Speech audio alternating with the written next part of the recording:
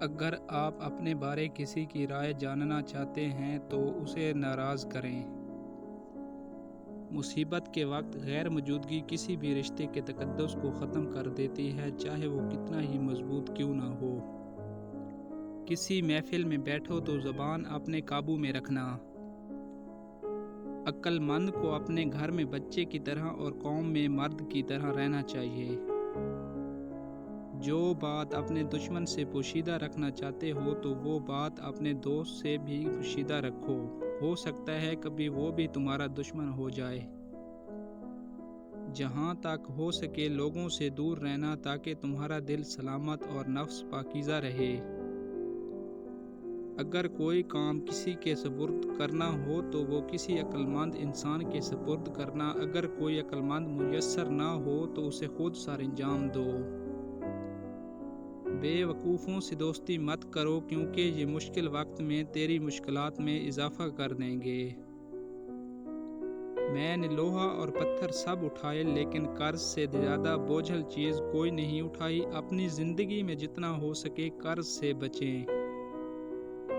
میں نے عقل بے وقوفوں سے سیکھی ہے، جن کاموں سے وہ نقصان اٹھاتے تھے میں ان سے پرہیز کرتا تھا۔ غصہ کی حالت میں ہمیشہ سچ بولا جاتا ہے۔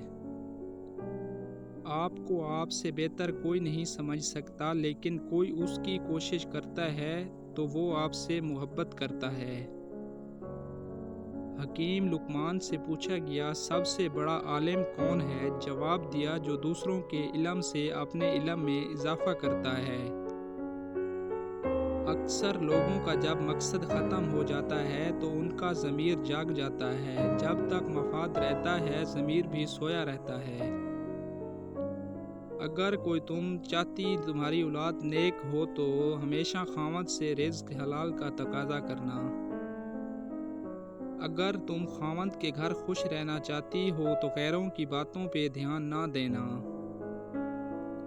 عورت کے ہمدرد صرف 4 ہیں، باپ، خاوند، بھائی اور بیٹا۔ باقی کسی سے ہمدردی کی امید عورت کے لیے خطرناک ہے۔ اگر تم چاہتے ہو تمہاری زندگی اچھی گزرے، ہمیشہ صدقہ کرتے رہنا۔ ہمیشہ خاوند کے مال کی حفاظت کرنا، یعنی اس کو اپنا مال سمجھنا، اسے صحیح جگہ پہ خرچ کرنا۔ اگر تم چاہتے ہو لوگ تم سے محبت کریں، ہمیشہ صاف ستھرے رہنا۔